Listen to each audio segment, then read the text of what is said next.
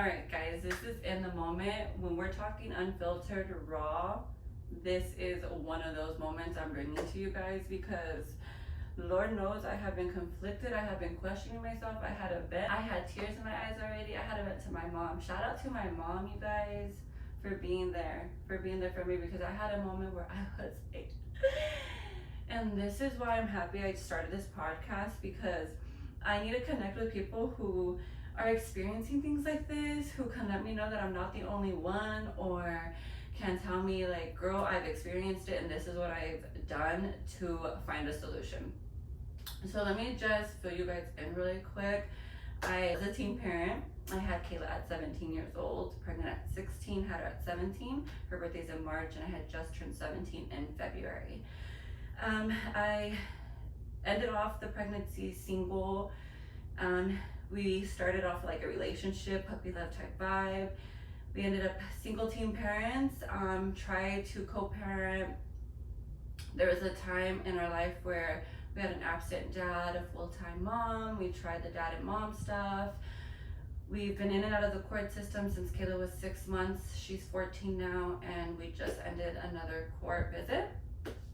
That court visit was in regards to like a custody battle, to set a schedule up, to just give you some back end that will be saved for another vlog. If you're curious about that, drop it in the comments. But this moment, we're talking about today, right now, what just happened.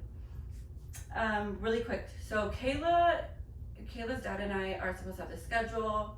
Kayla spends most of her time here with mom, and she'll go visit her dad. She'll spend the night once or two times a week, and then she'll come back, spend like a week, and then go back. It's never like a consistent schedule with KK, myself, and her dad when it comes to like visiting. So like the whole court situation seems kind of like bogus because like we're still in the same place we started off in regards to custody. Kayla is an amazing teenager. She's progressed so much. We've grown up together so much. She is my rider. I love her, and God's working and restoring our family, which I am so grateful for, right? And that I just want to be clear, she's not the issue. Being a teen parent wasn't the issue. Everything, there's no issue here, just the simple fact that there's principle I live by, and I can't stand what I just experienced on top of everything else I've already experienced and healed from. So maybe this will help you understand, like, to still deal with people and like their bad energy is just like, ugh, or their spirit being so dim and like, can I just survive? I just want to survive out in these streets, Lord. But anyways, let me drop it on you guys. So Kayla went to camp. If you do the math, if you do the timestamp of who she spends more time with, regardless of all that, finances aren't the situation. It's not that, it's principle, right? And in my eyes, my opinion, this is my opinion, okay? So when I'm providing that 90% of the time, I've never asked for a handout from him or asked for extra help for a few times. I have asked him for a huge loan of $1,000 and something one time when I needed help to make rent. That was about 2 years ago. I get like $45 a month for child support because I do get assistance. And I believe that's the number they came up with. He's supposed to see her like Monday, Tuesday, Wednesday, Thursday. I get her Thursday, Friday, Saturday, Sunday transfer, but because of work schedules on his end, pick up and drop off time on his end, I've been here to help him pick her up and drop her off on his days. She ends up staying over home, which is no problem. She stays home, and then it just ends up that gap period of spending that time with him longer. So I'm that parent. So with that being said, I deal with a lot of her growing up and a lot of us trying to like handle life for what it is and how we've been healing through trauma and everything we've lived through. But overall in this experience, I've dealt with also dealing with him.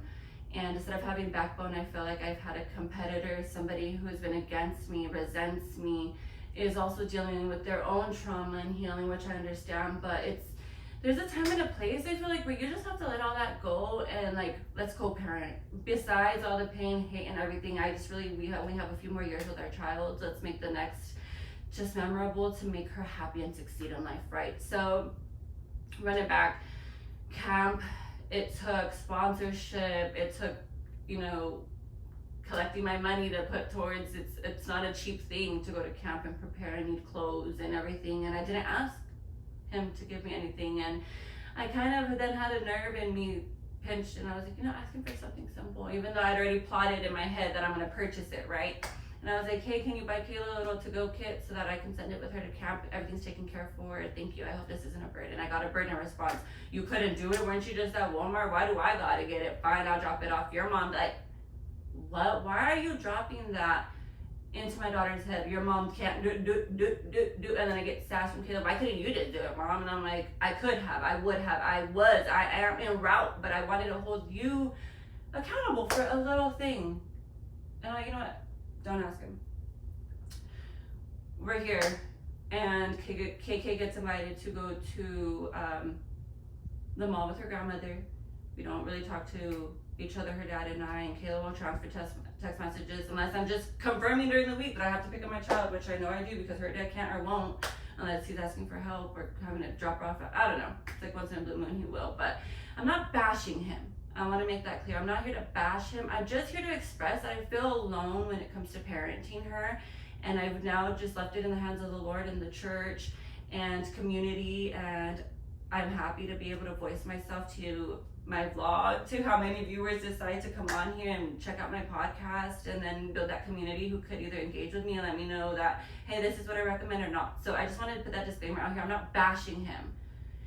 I'm just venting that sometimes it becomes overwhelming when it seems like the parent you're going to, because you don't want to like cross boundaries and ask like for bonus to step in or anybody else to step in. You're just like, go to direct source father.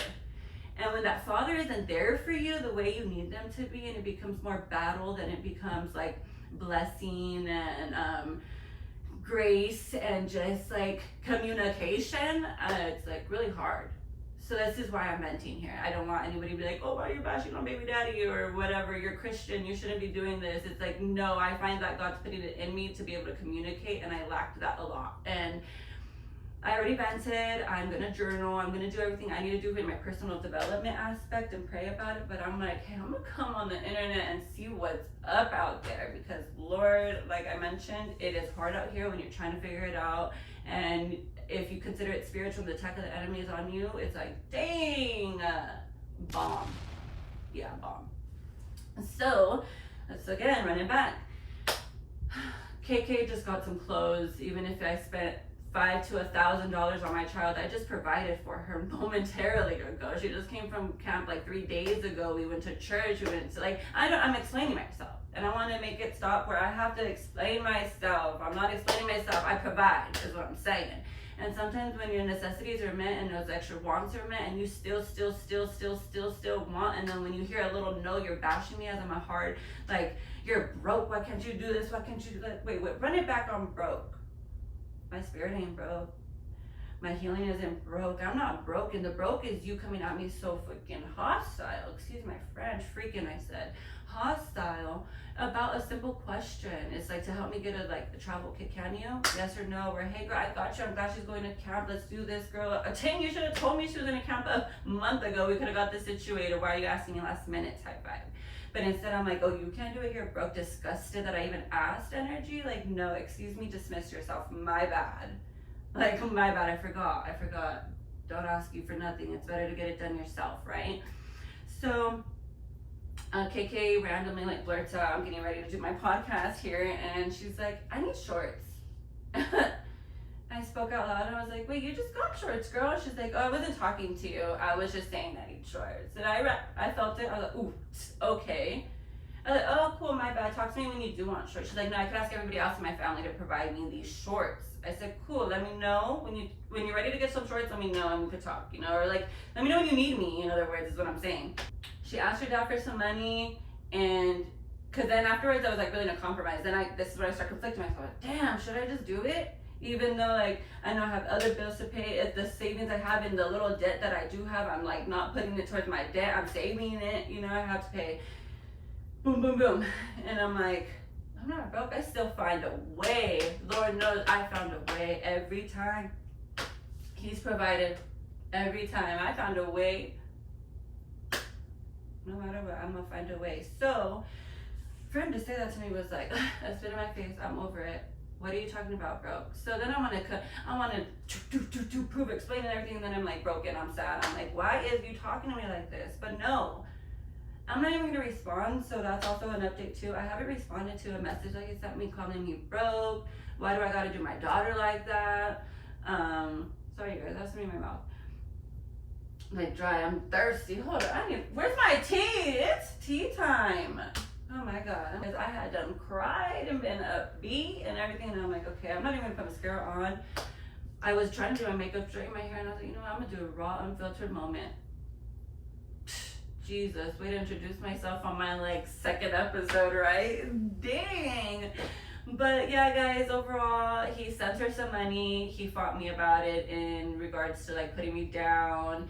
I also felt the need to explain myself to the grandmother and be like, yo, let me run it back to you, boom, boom, boom. And she wants to hit me, was like, why didn't you tell me? And I was like, no, we're not there. I couldn't do it. It's the principle. You feel me? The principle. Why in the 10% I do ask you to provide something, why you gotta bash me or like compare the finances or what I can and cannot do? Just do it or don't, and I will figure it out, is my message point across here.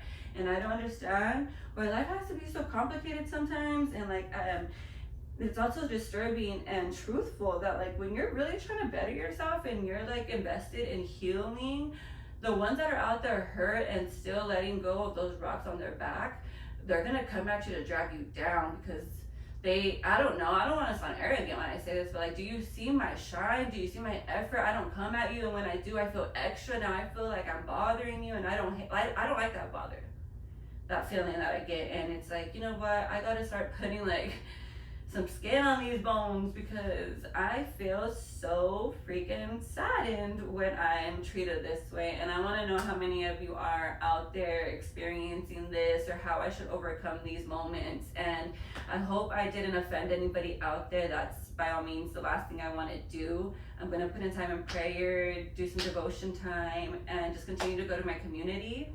And you guys are part of that community I'm building. So thank you so much for watching. Stay tuned for another podcast. And if you can, go check out my previous videos. They'll be linked in the description down below. And follow me on my other platform. Right, you guys. Well, that sums up this podcast episode. Tea time with Lee. Tea with Lee. Lee's World. Hashtag it all around here on the YouTube. Let's keep growing and glowing. Bye, guys. Oh my God. Can you tell I was crying? Whatever.